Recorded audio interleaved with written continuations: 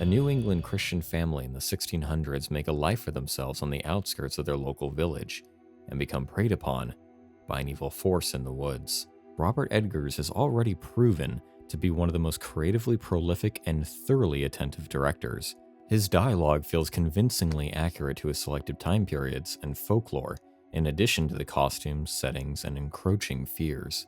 In The Witch, we witness a family's faith and stability become torn apart by the loss of their newborn, as they continually pray and question the reason for their suffering. It's a horror story that easily translates to today, when modern religious families are torn apart from the inside because of their inability to question the validity of their beliefs. It's a madness that quickly eats away at the family, leading to my pick for the scariest moment, when Thomason speaks to their goat Black Phillip, believing him to be the devil. Unfortunately, due to YouTube's copyright system, I am unable to show the scene without the video being blocked worldwide. If you'd like to watch the entire scene, you can download this full episode from the description box.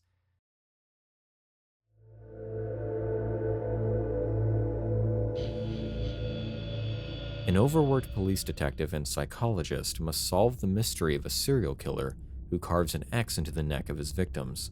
Cure is an existential nightmare that delves into human psychology, the burning urges that dwell beneath our logical minds, and what happens when hidden knowledge is used for horrific intent.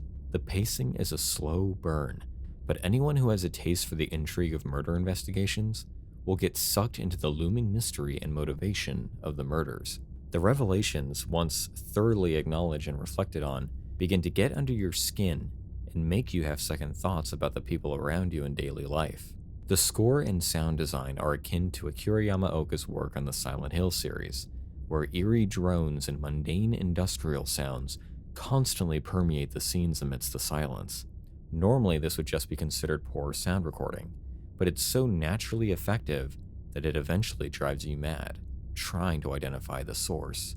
Even the sound of the detective's laundry machine, which his wife constantly turns back on due to a mental disability, is enough to put you on edge out of sheer confusion. The scene that stays with me is when the detective comes home after a long day to greet his wife. Once again, to watch the entire scene, you can download this full episode from the description box because YouTube sucks.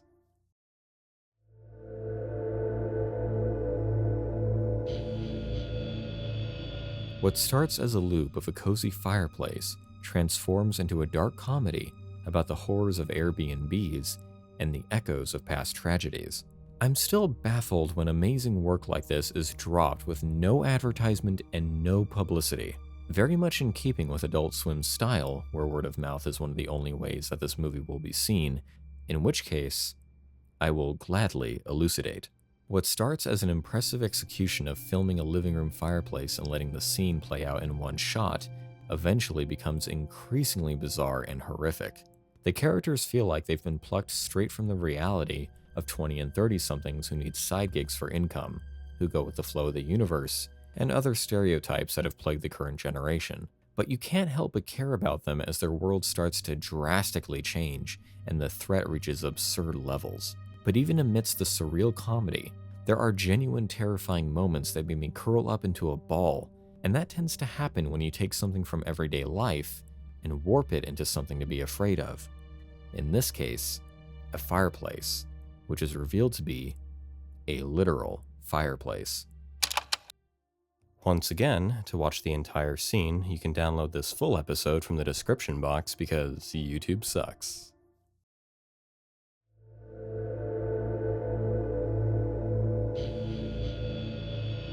A budding Korean filmmaker is tasked with writing her next great horror story.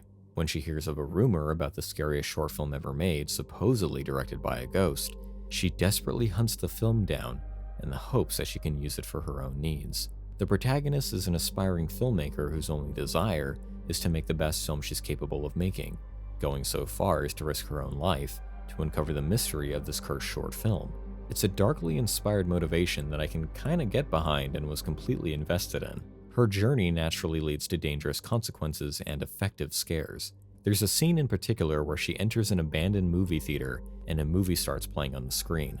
The camera zooms in on the image and eventually, fills the entire screen. I got to see this in a theater by myself, which meant that the movie's decrepit theater screen zoomed in to become my theater screen, and I instantly started to regret being there by myself.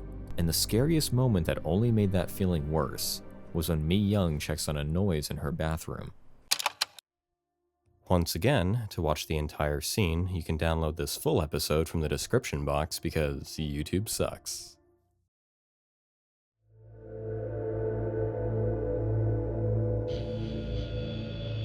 A Romanian man obsessed with Anne Hathaway decides to make his own movie to convince her to star in the leading role. Be My Cat is the closest I've ever come to watching a snuff film. From beginning to end, you are thoroughly uncomfortable as you watch a socially inept man prey upon unsuspecting actresses in his pursuit of creating a gift for his disturbing obsession. Writer, director, and the main character, Adrian Toffe, doesn't for a second allow the viewer to believe they're watching something fictional by perfectly playing a psychopath that clearly exudes an underlying disconnect from rational human interaction, but comes off as so awkward and seemingly normal that his victims don't suspect anything until it's too late. The film is a chilling portrait of untreated psychosis hiding behind a naive shell that somehow exists under everyone's noses. The scene that stays with me, among many, is when Adrian gets away with murder right in front of his neighbor because they believe it's for a movie. Once again, to watch the entire scene, you can download this full episode from the description box because YouTube sucks.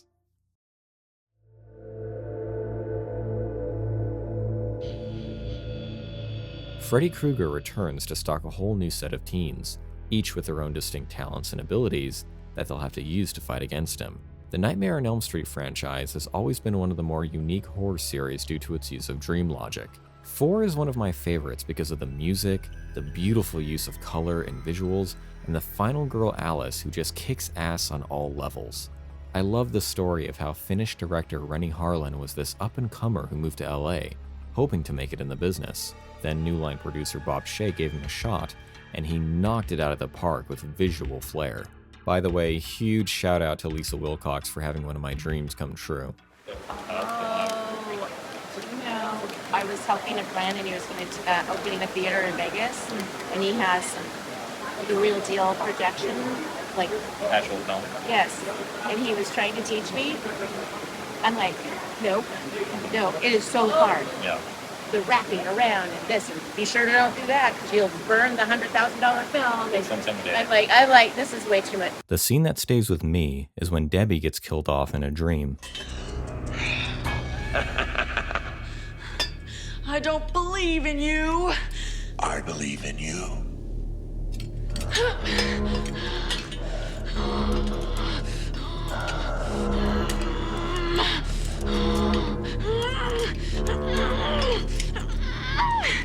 No pain, no gain.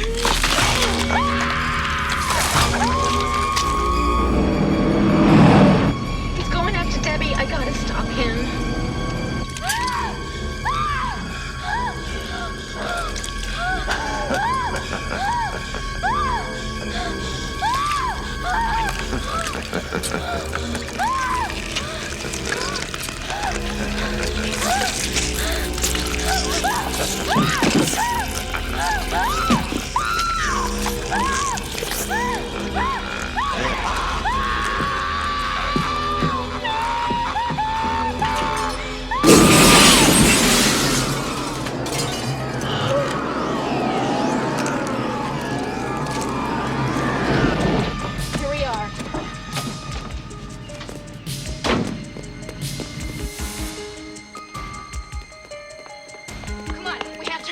I'm driving.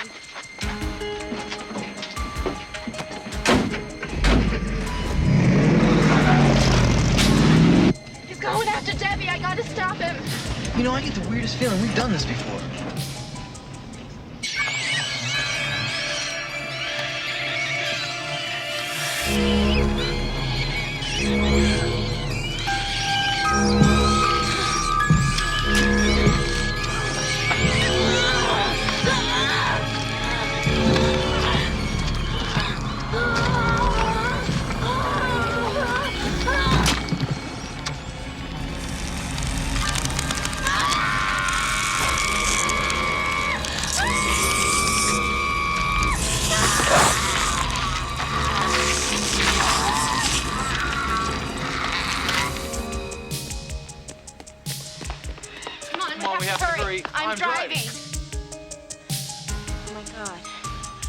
We're both asleep.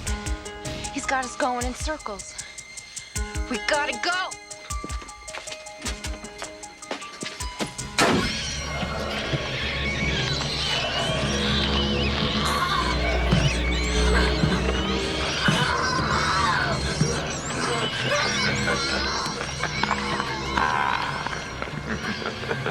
You can check in, but you can't check out.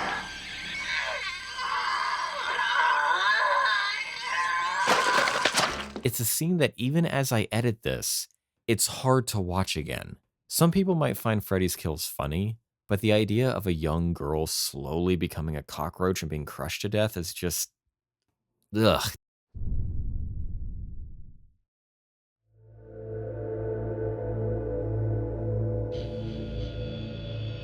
A young man discovers that his girlfriend has given birth to their son, but there's something very, very wrong with him.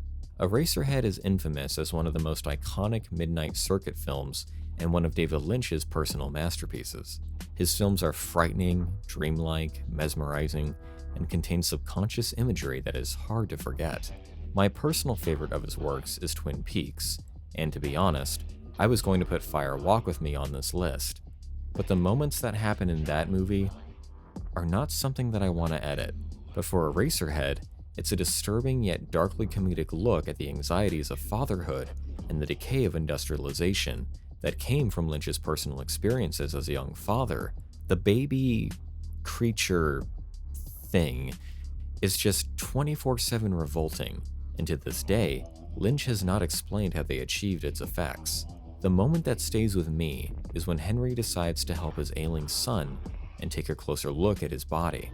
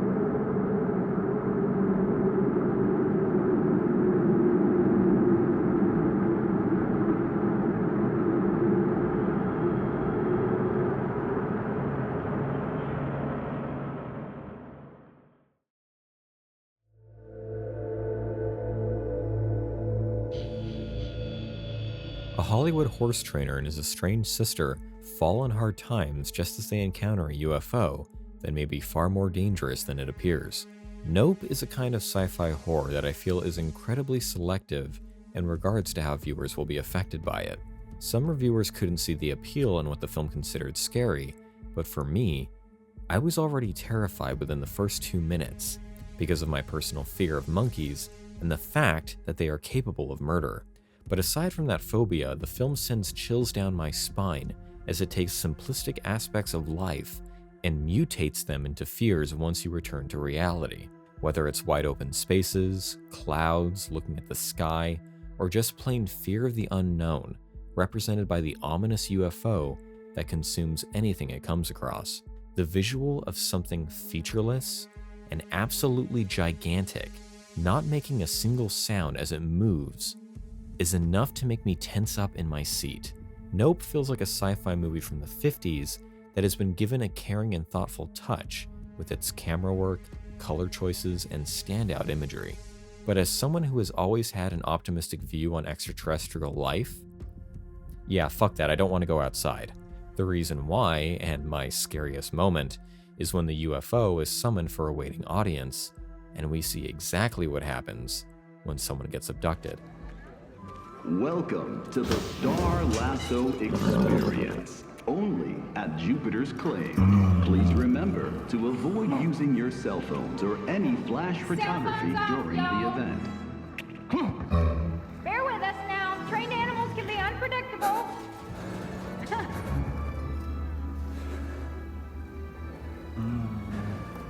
Now sit back, stay in your seats, and enjoy the Star Lasso Experience.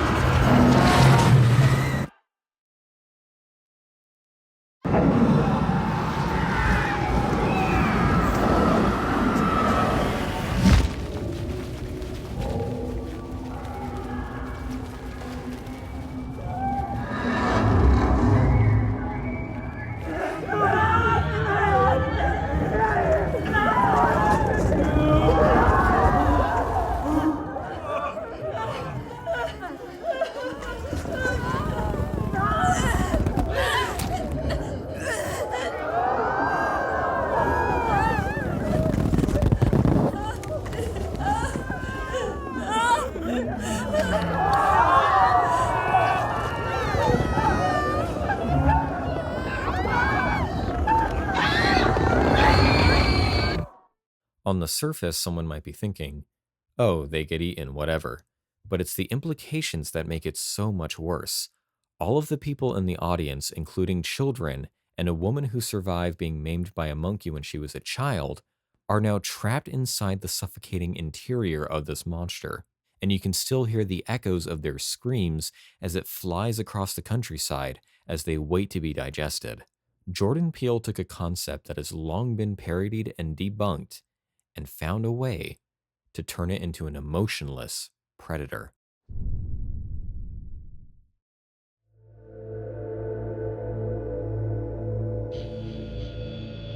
In 19th century Japan, an old journalist travels to a dark and mysterious brothel in search of a prostitute he promised to liberate. Horror maestro Takashi Miike gives us a folktale filled with body horror, beautiful colors, and disturbing twists.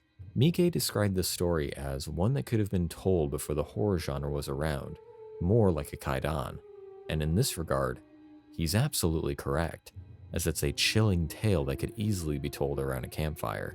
And having it take place during a more ruthless time period, it opens your mind to the possibilities of what horrifying events could have befallen not only those who lived in poverty, but women who were sold into prostitution. Several times the brothel is described as a place not belonging to the human world, and what is done here is best done in the dark. And in regards to the scariest moment, that couldn't be more true. Go fist. Freeze this.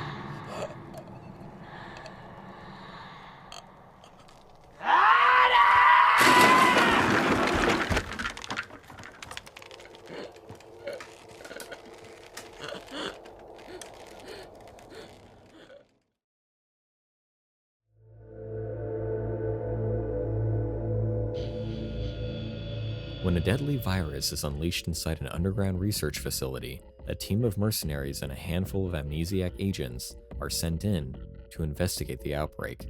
I've endlessly sung the praises of the first Resident Evil movie ever since I saw it in theaters in 2002. If you want to hear my half-hour opinion of it, feel free to check out my Resident Evil film retrospective. But to sum it up, this movie is a brilliant amnesiac sci-fi horror that experiments with elements from the games and creates a postmodern Alice in Wonderland-inspired story.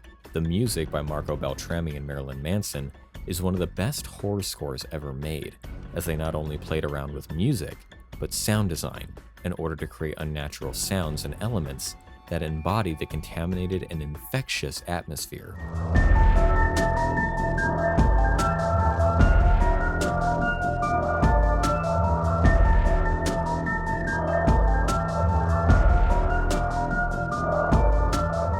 It also completes the list of the 4 movies that brought zombies back to modern audiences between 2002 and 2004.